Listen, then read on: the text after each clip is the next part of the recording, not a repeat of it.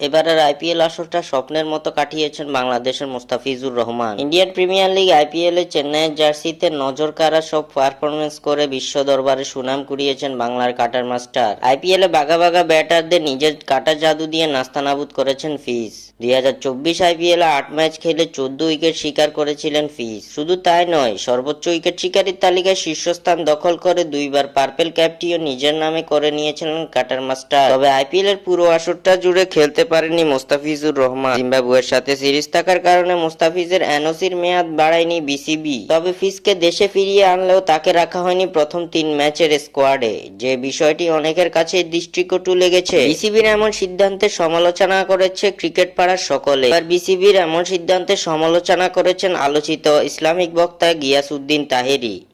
তাহেরির মতে মুস্তাফিজের ভালো পারফর্ম করার কারণে সুনাম হচ্ছিল বাংলাদেশে। এই প্রসঙ্গে গিয়াসউদ্দিন তাহেরি বলেন, ওই যে মুস্তাফিজ পোলাটারে কেন যে আইপিএল থেকে নিয়ে আসলো বুঝলাম না, এখানেও ভালো করতেছে, সুনাম হচ্ছে দেশের।